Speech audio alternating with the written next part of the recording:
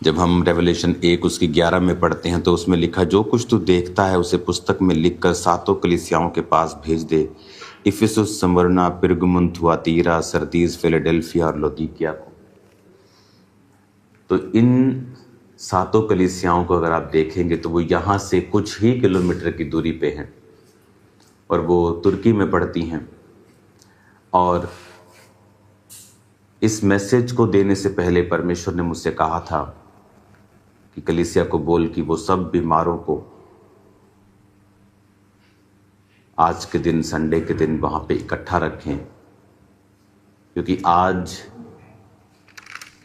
अब अपनी जिंदगी के उस मसे को, उस हीलिंग को और उस डिलीवरेंस को आप पाके जाएंगे और आपकी स्पिरिचुअल लाइफ जो है वो सेम नहीं रहेंगी। मैं उसी गुफा में मौजूद हूँ जहाँ पर परमेश्वर ने अपने दास संत यूहन्ना को दर्शन दिया था। वो मेरे पीछे जो गुफा का स्थान है वो आप वीडियो में साथ साथ देखेंगे, जहाँ पर वो रेस्ट करता था, जहाँ पर वो अपने हाथों से सहारा लेके खड़ा होता था और जहाँ पर उसने उस प्रकाशित वाक्य को लिखा कि संत यूहन्ना जब तुर्की में प्रीच करते थे, जिसे एशिया माइनर बोला जाता है, तब आप बाइबल में उसे एशिया माइनर के नाम से पढ़ते हैं, जो मॉडर्न डे का, आज का तुर्की है। तो वहाँ की गवर्नमेंट जो थी वो उनसे बहुत इनसिक्योर हो गई थी, क्योंकि उनका प्रभाव जो था वो बहुत बड़ा था। तो उन पर फॉल्स एक्यूजेशन लगाकर उनको मारने की कोशिश की गई, और जब उनको उबलते हुए तेल में डाला गया और वहां उनका बाल भी बांका नहीं हुआ तो वो डर गए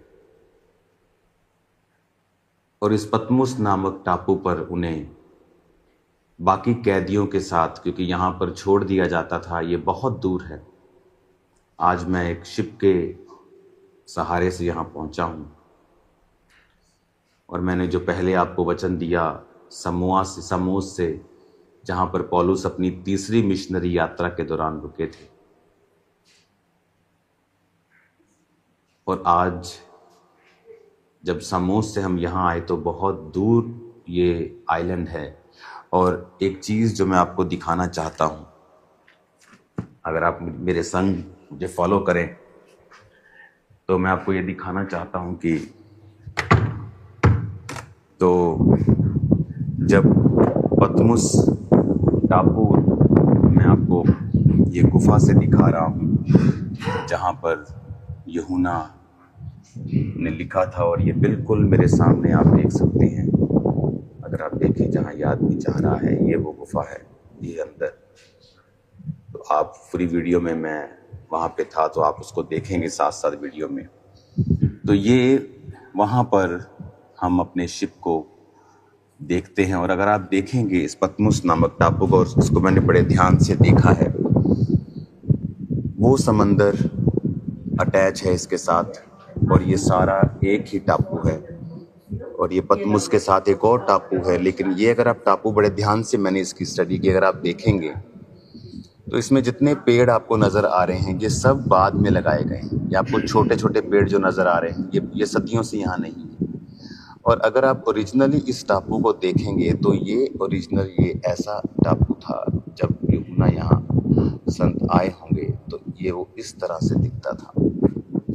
ये एक बंजर प्रकार का ये टापू था। बहुत कम प्रकार के यहाँ उस समय फल रहे होंगे, बहुत कम प्रकार के खाने के यहाँ पर स्थान होंगे, क्योंकि जितने पेड़ अभी आप देख रहे हो मेरे आसपास ये सभी अभी के लगाए गए हैं, और ये छोटे छोटे पेड़ जो आप देख रहे हो। और जैसे जैसे यहाँ लोग आते रहे, विजिटर आते रहे, होटल्स बनते रहे, तो घर बनते रहे, लेकिन जब वो यहाँ पर भेजे जाते थे तब यहाँ वो मरने के लिए भेजे जाते थे, क्योंकि यहाँ पर और जो लोग गवर्नमेंट के खिलाफ काम करते थे, जो लोग गवर्नमेंट के खिलाफ होते थे, जो लोग सरकारी नीतियों के खिलाफ खुलकर बोलते थे, उनको इस टापू पर छोड़ दिया जाता था। जिनको वो मार भी नहीं सकते थे और जिनको छोड़ भी नहीं सकते थे, तो इस टापू पर आकर भूख से थोड़े दिनों, महीनों और हफ्तों के अंदर उनकी मृत्यु हो जाया करती थी, क्योंकि यहाँ पर इनफ खाना मौजूद नहीं था। कभी मछली आप कितनी पकड़ सकते हो, आपके पास कोई चीज़ नहीं है, आपके पास कोई इनफ कपड़े नहीं हैं। यहाँ बहुत ही सर्दियों में सर्दी, गर्मियों में गर्मी। तो इस तरह से उनकी ज़िंदगी को टफ करने के लिए वो यहाँ पे इनको छोड़ दिया करते थे। अगर आप देखेंगे ध्यान से तो जो टापू आपको ओरिजिनल दशा में है वो हमेशा आपको बंजर ही, यहाँ पर इतना ज़्यादा गहरा आपको नहीं दिखाई देगा।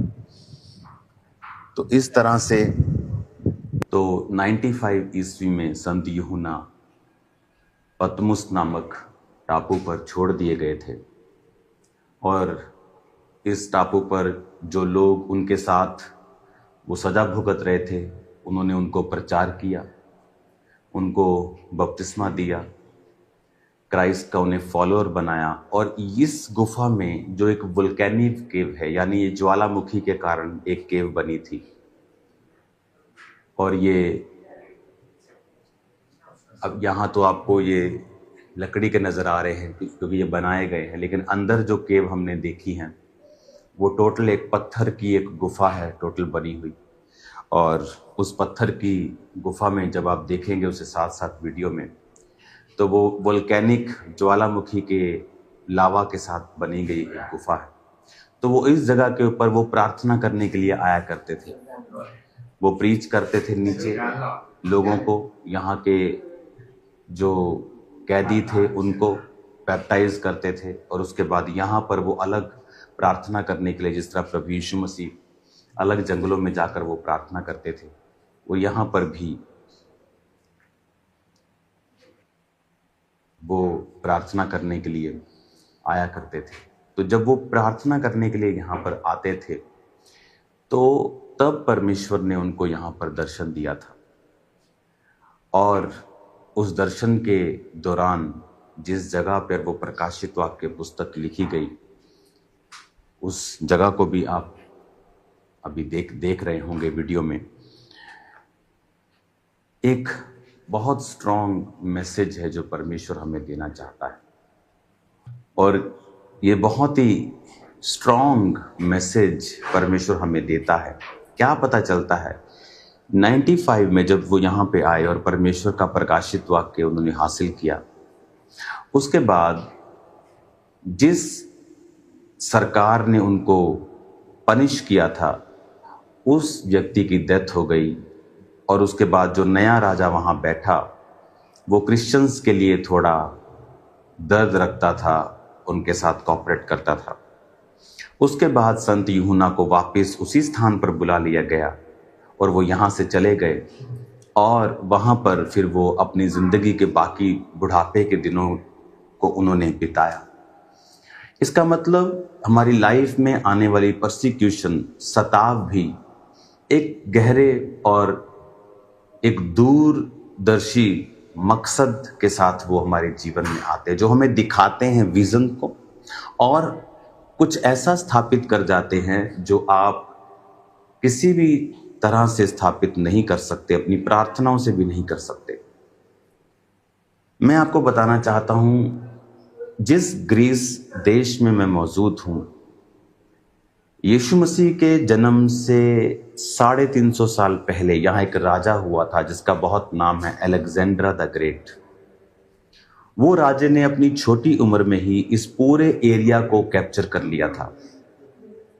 उसने अपनी छोटी उम्र में ही, अगर मैं आपको उसके एरियाज को बताऊं कि कौन कौन से एरियाज थे जो अलेक्जेंडर ने कैप्चर कर लिए थे, क्योंकि आप बोलोगे आप इतिहास क्यों पढ़ा रहे हैं, क्योंकि उसका एक गहरा मकसद है मेरे पास आपको बताने का।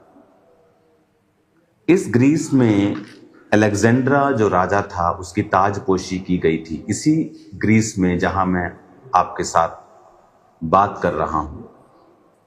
पतमुस भी उसी ग्रीस का आज एक हिस्सा है।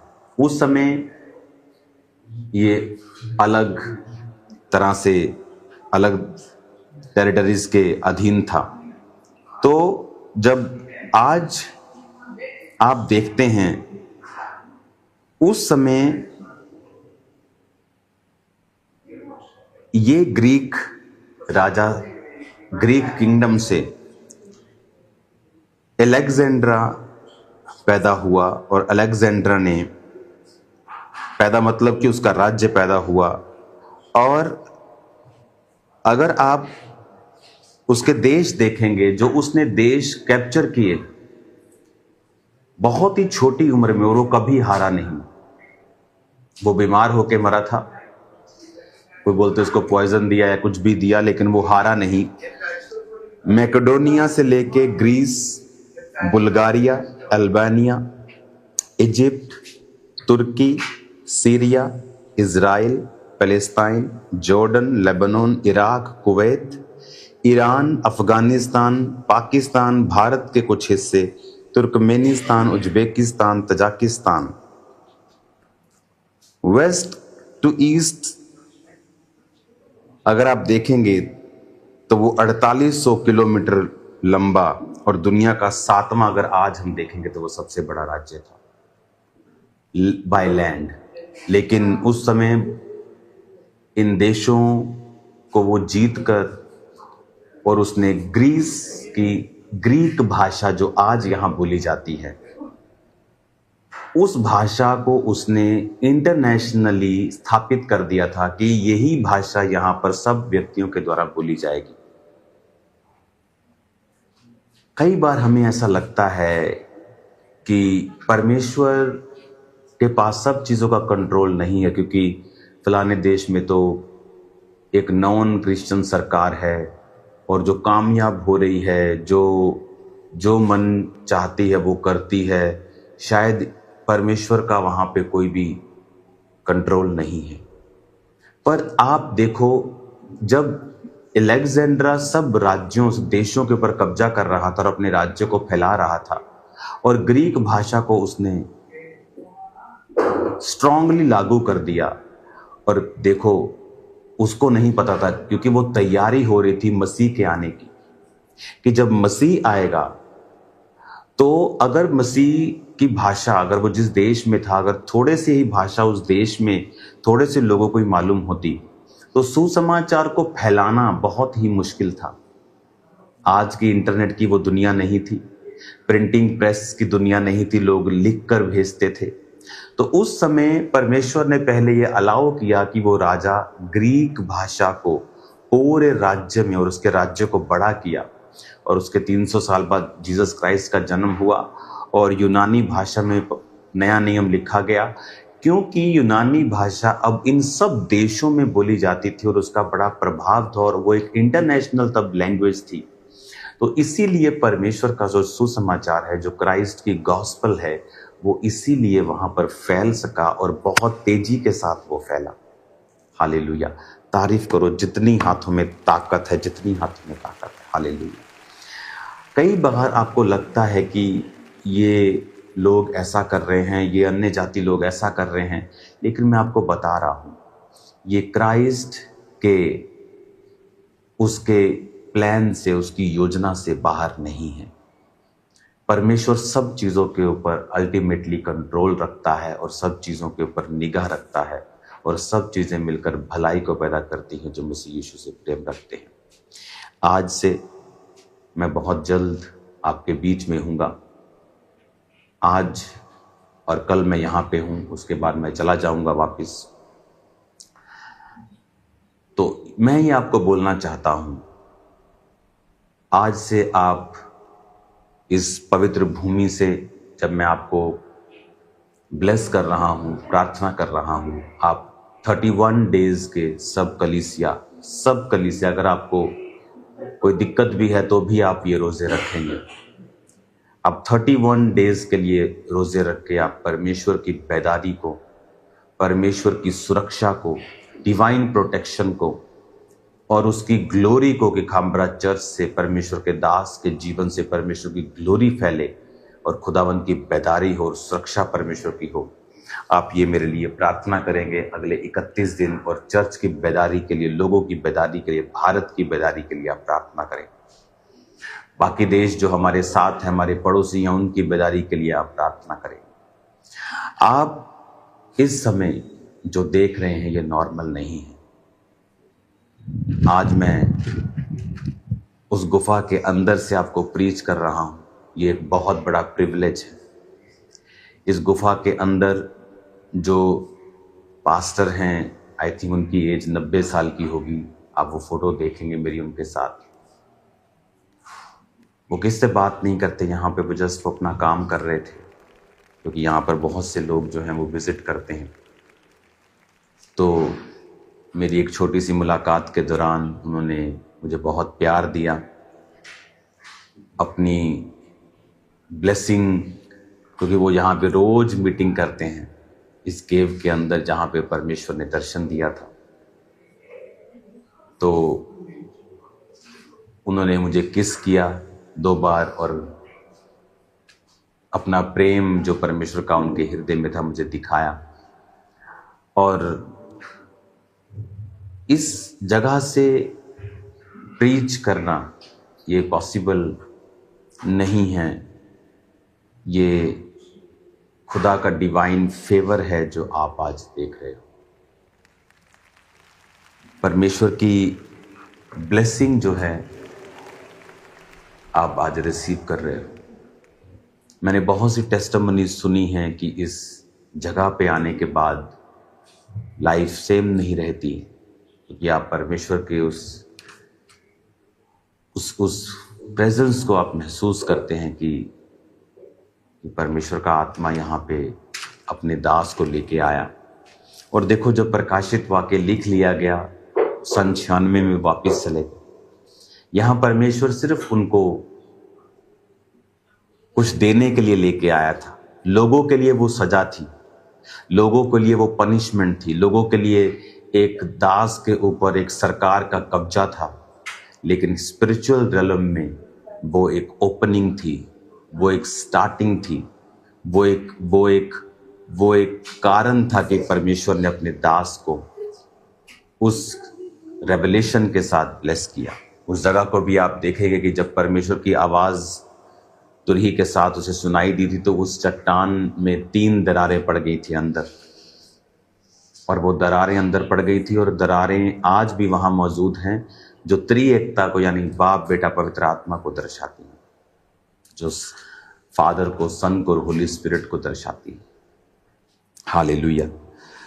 आज मैं आपको ये बताना चाहता हूं, आपकी लाइफ में अगर आप परमेश्वर के साथ वफादार हैं तो कुछ भी घटना क्यों नहीं हो रही हो, कुछ भी क्यों नहीं हो रहा हो, कैसा भी सिचुएशन क्यों नहीं हो, वो सब चीजें आपकी भलाई के लिए ही मुड़ जाएंगी। आज इस फेक दुनिया में फेक लोग, fake believers, fake pastors, fake apostles और फेक सर्वेंट्स की दुनिया में, जहां पर लोग फेसबुक को भविष्यवाणियां करने के लिए इस्तेमाल करते हैं, जहां लोग मसीह को बेचने के लिए इस्तेमाल करते हैं, जहां लोग अपनी पोजीशंस का फायदा उठाते हैं, जहां लोग फेक हो चुके हैं, जिन्हें परमेश्वर की परवाह नहीं है, जिन लोगों की परवाह है, जो परमेश्वर को खुश नहीं करना चाहते हैं, जो सिर्फ लोगों को हैप्पी करना चाहते हैं, चाहे उन्हें उसके लिए पाप करना पड़े, व्यभिचार करना पड़े, चोरी करनी पड़े, चाहे उनको गलत रीति से ही परमेश्वर का नाम ले लेकर कुछ बोलना पड़े। हम उस दुनिया में रहते हैं। ये ऐसी दुनिया है, ये बन गई है ऐसी, लेकिन असल में ऐसी दुनिया नहीं है जो परमेश्वर की है। आज इस स्थान से मैं आपको ब्लेस्ड घोषित करता हूं और आपके लिए प्रार्थना करता हूं कि आपकी जिंदगियां क्राइस्ट में, वर्ड में मजबूत हो जाएं, आपकी जिंदगियां परमेश्वर के चरित्र के मुताबिक हो जाएं, कि आप परमेश्वर के नाम को फैला सकें। परमेश्वर ने आपको एक बड़ा दर्शन दिया है, मुझे एक बड़ा दर्शन दिया है। उस दर्शन के मुताबिक आप प्रार्थना करें कि परमेश्वर मेरे रास्तों को ओपन करे और वो गॉस्पल को हम पूरी दुनिया में और भारत में और भारत के सब पड़ोसी देशों में दे सकें। आज जब इस पतमुस नामक टापू में और उसके बाद उस गुफा के अंदर से जहां पर परमेश्वर के दास संत यूहन्ना ने दर्शन पाया था, इस परमेश्वर की प्रेजेंस में मैं आपको बोल रहा हूं, आपकी जिंदगी आज से सेम नहीं है यीशु मसीह के सामर्थ्य नाम। आज मैं अपने परिवार के साथ यहाँ मौजूद हूँ और परमेश्वर ने हमारी अगुवाई की कि इस अगस्त महीने में जो मेरा मसीह में आने का महीना है कि जब मैं आपके पास इंडिया में आऊं तो मैं पहले यहाँ पर आकर इस पवित्र जगह को देखूं और इसको महसूस करके मैं आपको बताऊं परमेश्वर के बारे में। हो सकता है आज परमेश्वर ने इसी संदेश के द्वारा आपसे बात की हो।